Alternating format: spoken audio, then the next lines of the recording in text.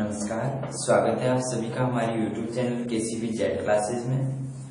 हम next topic अपना start करते हैं। तो नेक्स्ट टॉपिक स्टार्ट करने के लिए जैसे पहले तो आपने पढ़ लिया रासायनिक बंध के प्रकार पढ़ लिए हैं आपने, तीनों टाइप के जो बंध हैं वो पढ़ लिए हैं। आयनिक बॉन्ड है, कोवलेंट बॉन्ड है और आपका कोऑर्डिनेट बॉन्ड या डेटिव बॉन्ड है। तीनों के तीनों बॉन्ड है आपने पढ़ लिए हैं। उसके बाद में अपन स्टार्ट करते हैं कि कुछ एक बहुबंध के गुण होते हैं। बहुबंध के गुण,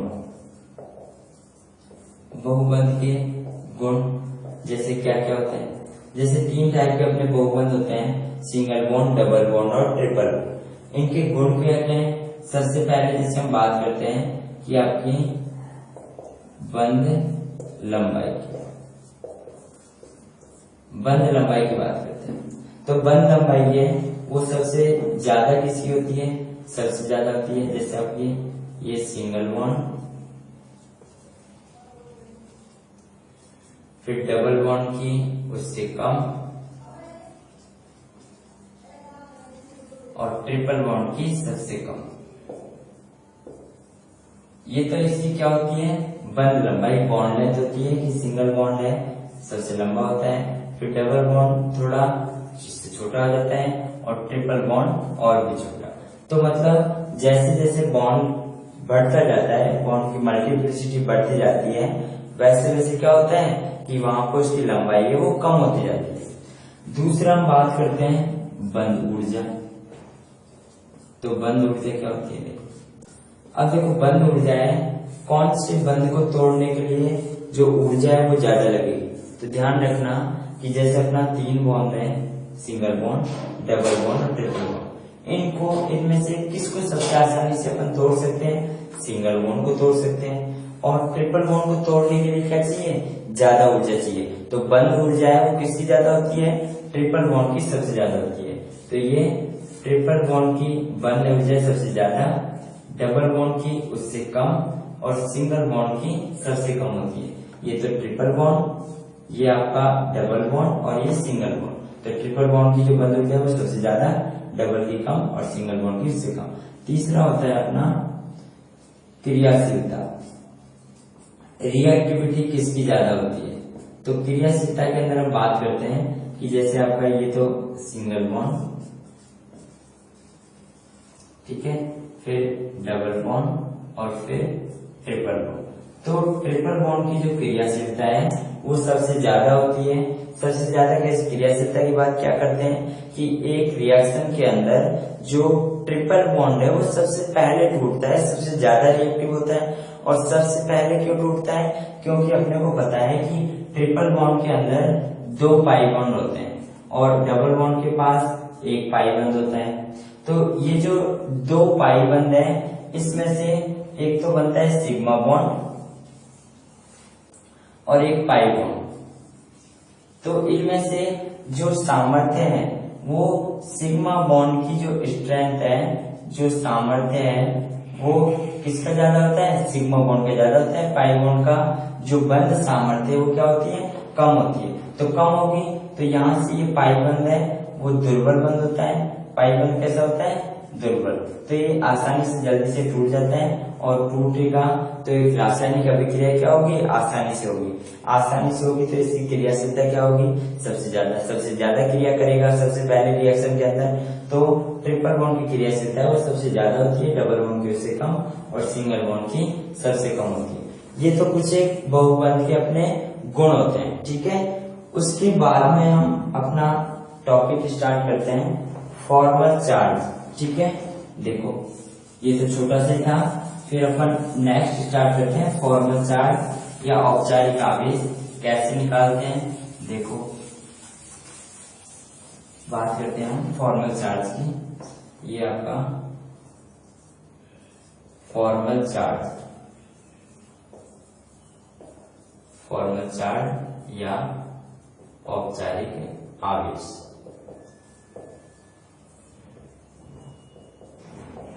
देखो सबसे पहले तो हम ये बात करते हैं कि आपका फॉर्मल चार्ज या इसकी औपचारिक आवेश होता क्या है।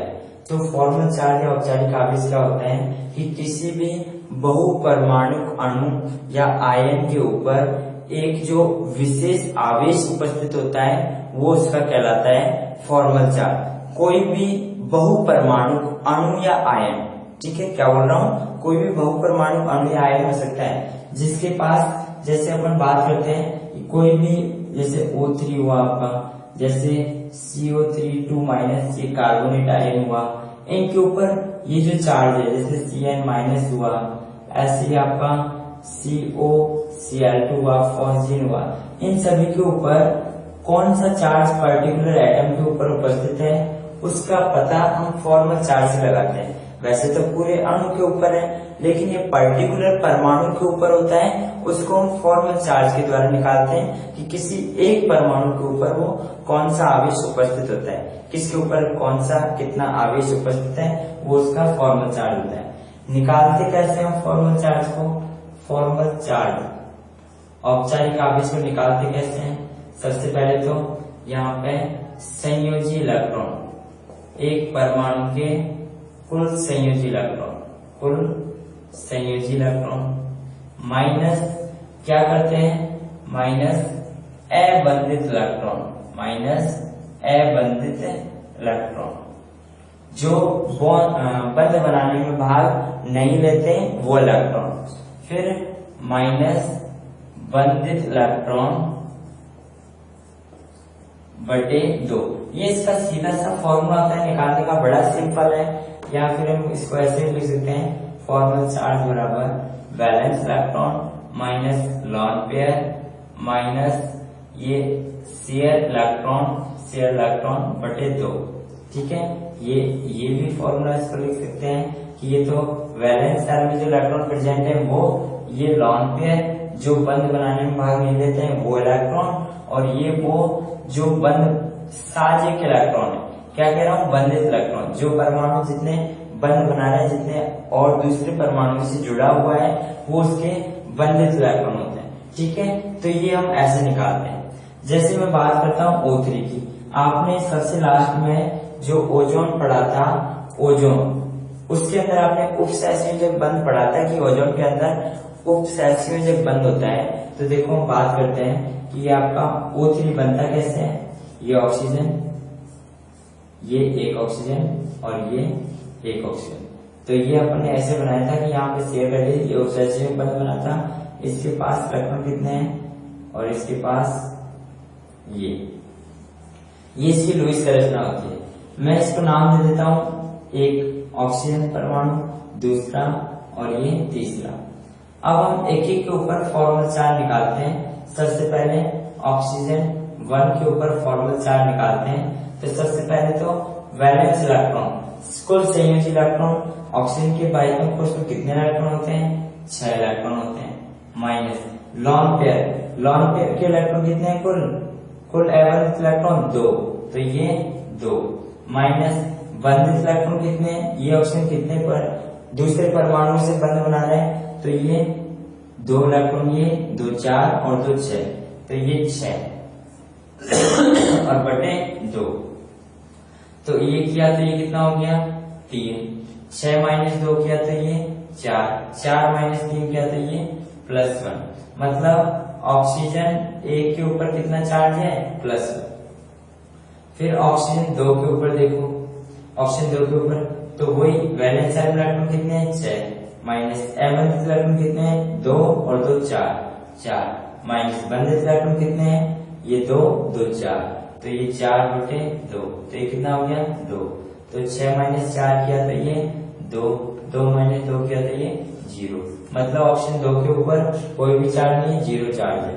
फिर ऑक्सीजन 3 के ऊपर देखो, तीसरे ऑक्सीजन के ऊपर कैसे आएगा कि वैलेंस चार्ज इलेक्ट्रॉन कितने हैं, वही 6, माइनस अबंधित इलेक्ट्रॉन कितने हैं, अबंधित जो बंध बनाने में भाग नहीं ले रहे वो कितने हैं, 1 2 3 4 5 6, तो ये 6, माइनस बंधित इलेक्ट्रॉन कितने हैं, 2 इलेक्ट्रॉन है, तो ये 2 बटे 2, तो ये कितना हो गया 2 एकम 2, तो 1 6 माइनस 6 किया तो ये 0 माइनस 1, तो ये कितना हो गया -1।